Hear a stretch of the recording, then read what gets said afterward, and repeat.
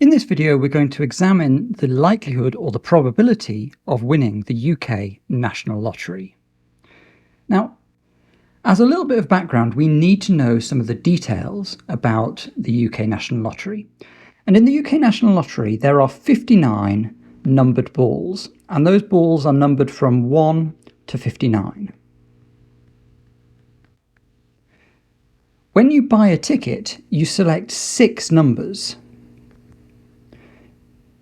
It could be that you choose the numbers 1, 2, 3, 4, 5, 6, or 3, 5, 8, 9, 25, and 32. But you choose those 6 numbers, and when the lottery draw is carried out, 6 balls are drawn out the machine, and if you match all 6, irrespective of the order that they are drawn, you win the jackpot. So let's suppose that we have chosen the numbers 1, 2, 3, 4, 5, and 6. The question is, what is the probability of us winning with this set of numbers? Now, it doesn't actually matter what set of numbers that we've chosen. The probability of any set of numbers will be the same. So, let's consider the probability that we get the first ball drawn out correct.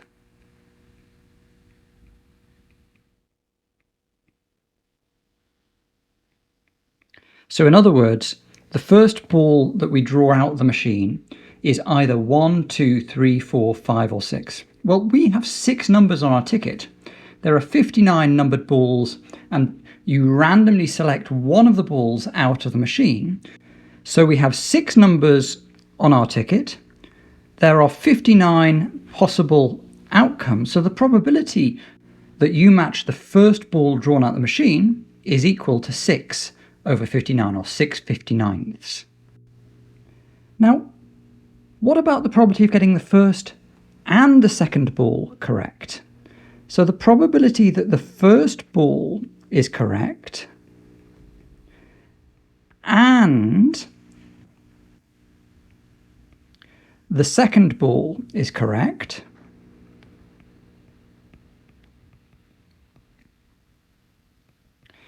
we're going to need to use the chain rule of probability, and we're going to need to know the probability that the first ball was correct, which we've already calculated as 6 over 59, and we need to multiply that by the conditional probability that the second ball is correct, given that the first ball was correct.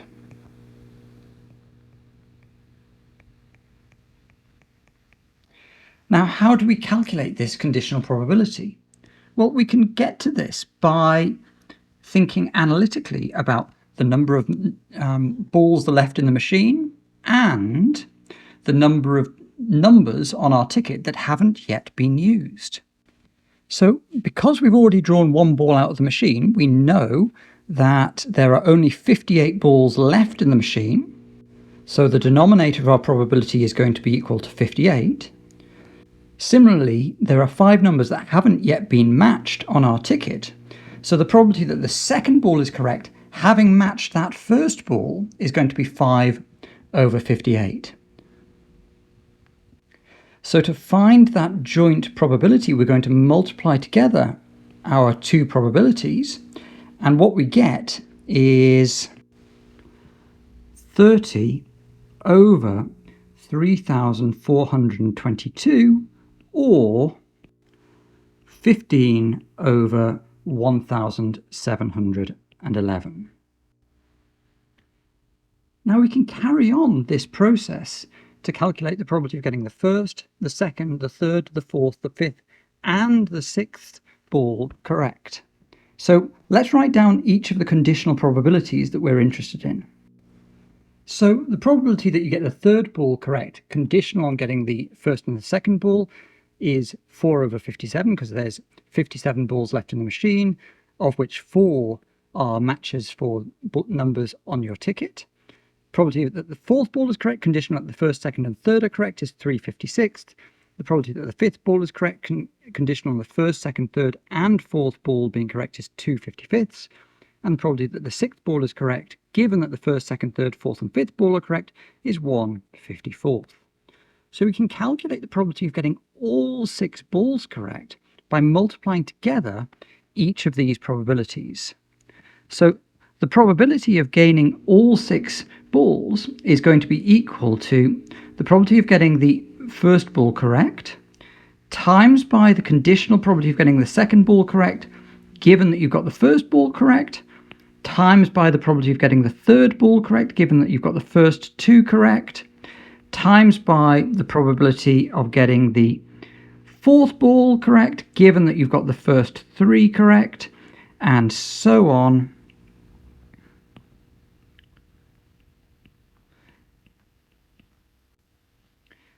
Until we multiply the probability of getting the sixth ball correct, conditional on getting the first 5 correct. Now, what we've got here is we've got a set of fractions multiplied together. On the top of the fraction, we've got 6 times 5 times 4 times 3 times 2 times 1. On the bottom, we've got 59 times 58 times 57 times 56 times 55 times 54.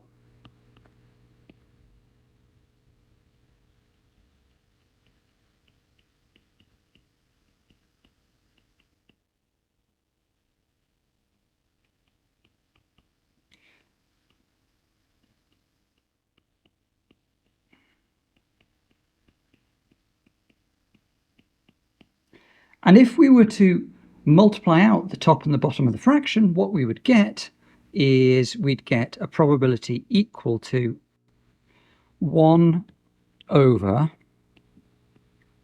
45,057,474. So that is, out of every 45,057,474 draws, you'd expect to win once. Or you win 1 in 45,057,474 times. Now, this denominator here is actually the number of possible outcomes of the lottery. The number of possible combinations of 6 numbers drawn out of 59. Now, we can write this number of combinations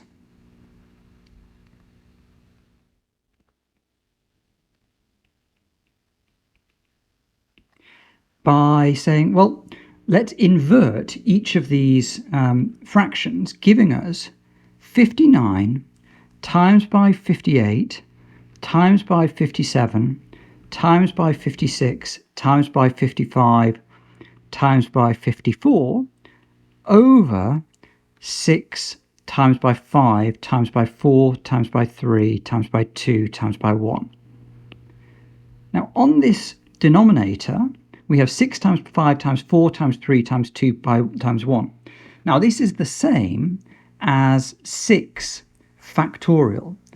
6 factorial is where we multiply together all of the positive integers from 6 down to 1, and it's easy to represent this as 6 exclamation mark or 6 factorial. Now on the numerator it looks very similar. We've got 59 times 58 times 57 times 56 times 55 times 54. Now this is the same as 59 factorial divided by 53 factorial. We've got 59 times 58 times 57 times 56 all the way down to 1. That's 59 factorial. 53 factorial would cancel out the 53 times 52 times 51 and so on. So we can write the number of combinations as being 59 factorial over 6 factorial times by 53 factorial. Now this is actually related to a general result which is known as the number of combinations that we can draw from a population when we're drawing out a particular number.